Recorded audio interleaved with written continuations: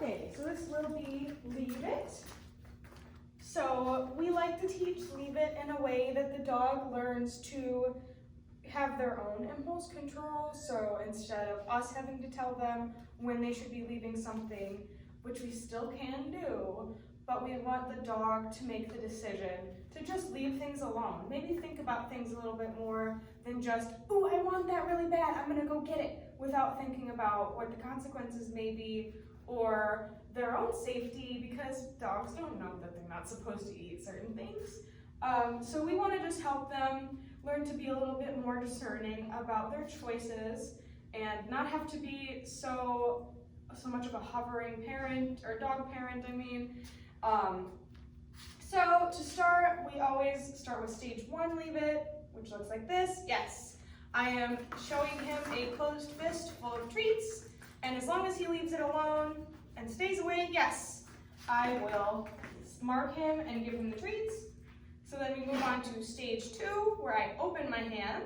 Yes, and if he still does not go for it, I will mark and reward away from me again. If he comes for it, I'm just going to quickly close my hand, and I'm going to wait for him to back off. I'm not going to tell him anything. I'm not really going to give him any feedback. I'm just going to wait for him to go away. Yes, even just like that. If you wait him out long enough, he will eventually do what you need him to. Yes, and then you can set him back up for success farther away. So again, we just want to close it if he gets too close. Yes, even if he's not necessarily completely going for it, I don't really like it when they go away and then come right up all the way back to it. Because if you think about it, when we want a dog to leave something, yes, we want them to go away from it and stay away from it. We don't want them going away from it and then going back to it again, and then going away from it and then going back to it again, and going away from it and going back to it again, because eventually they're going to try. They are dogs at the end of the day, so we want to just get them to go away and stay away so that they don't make any kind of mistake. Yes. So then moving on, as he is successful with this, I am going to start moving my hand closer to the floor. Yes. And the same principles apply. If you were to go for it at any time, I'm just going to close my hand and wait for him to back off.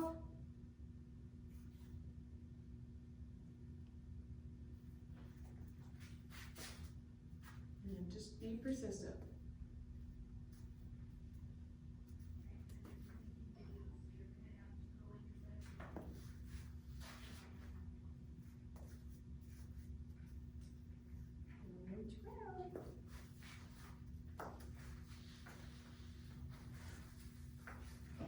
He's gonna try all he can to figure out how to make cookies happen, and I'm gonna wait for him to try the correct thing.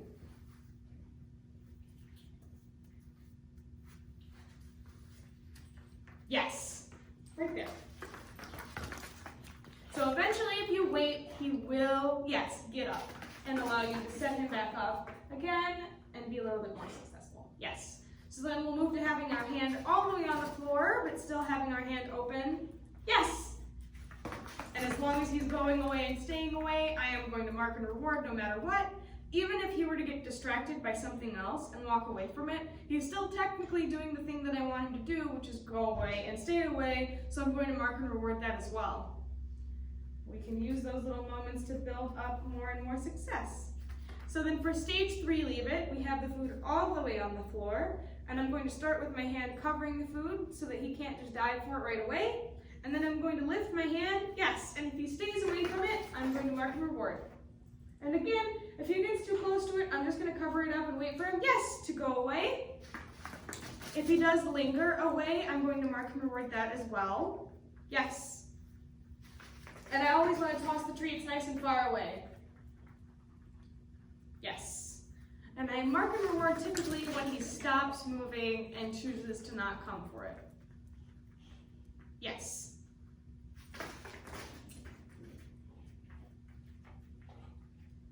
Yes.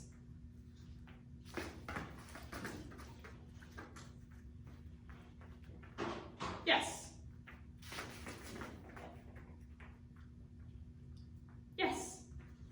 So that's stage 3, leave it.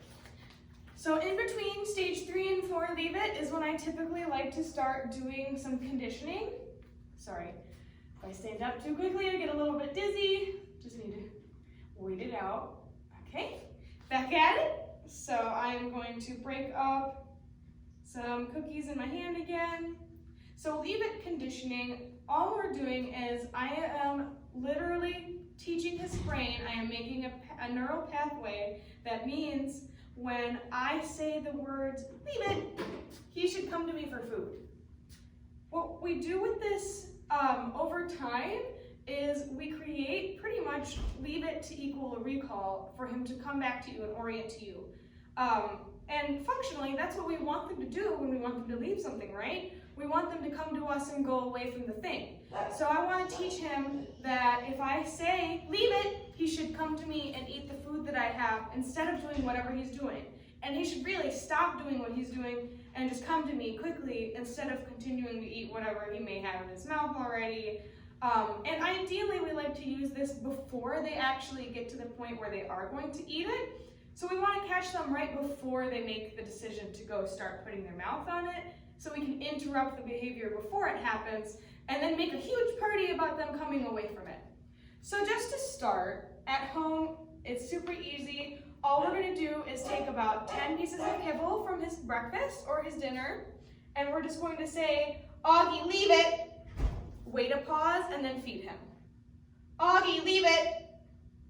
And notice, when I'm doing this, I want to make sure that my other hand is not hovering over the treats. I don't want this to also be in leave it. I want leave it to be, doesn't matter what I'm doing with my hands. But if we have our hand already here, this can turn into a signal before your actual verbal cue.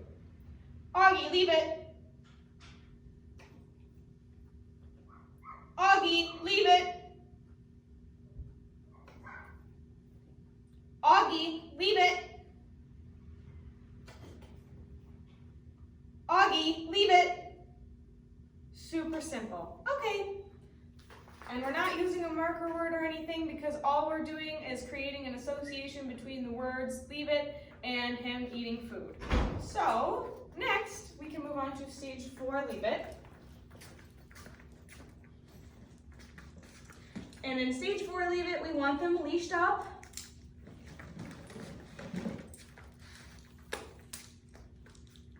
And we will have them leaving something on the ground. So I have a bag of kibble, and I'm just going to toss this on the ground out of his reach. I'm going to choke up on the leash so that he cannot make a mistake. And it's okay if he pulls towards it. I'm going to let him. And the second yes that he orients back to me is when I will mark and reward him. So now that we are set up, I am going to start just walking back and forth. Yes, and every single time that he can walk past it without going for the food, I am going to mark and reward him.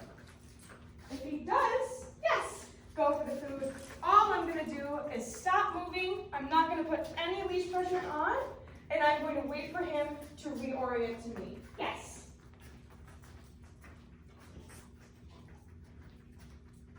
I can also use my leave it cue, and we'll see if he does look at it again. Yes. And get close, and then I can show you that. Leave it, yes. So see how we're using it kind of as an interrupter instead of using it when he already has got the thing in his mouth, or even before he starts pulling towards it. I want it to interrupt the behavior as opposed to just using it as a crutch. Leave it, yes. But you also can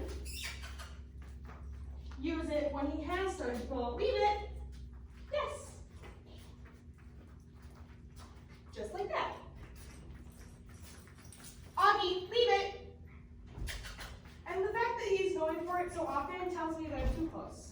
So I want to set him up more for success than having to use my leave it cue. Yes. So I'm going to step a little bit farther away.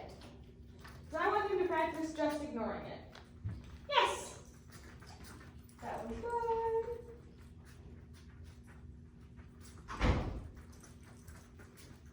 Yes.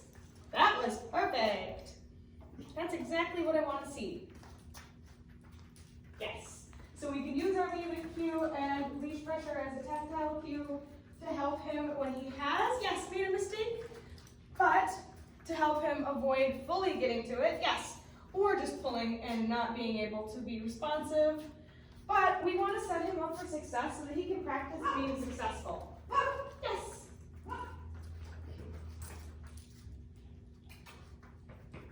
So that was another really good one. And if he can do this one and next coming back, again, without going for it at all, yes! Or at least without pulling me towards it, I will take one small step closer. Yes. So that was another really good one. Right? And now I'm going to go a little bit closer. Yes. So notice I'm not adding any leash pressure on. I am only using the amount that he puts on himself. So I'm just not letting him pull towards it. Yes. And I'm rewarding disengagement from it. Yes. And anytime we can just ignore it is when I want to mark and reward. Yes.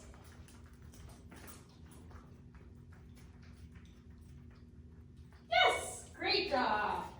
That was a really good one. Yes. Good job. Okay. Just a teensy bit closer. Auggie, leave it. Yes. And one more.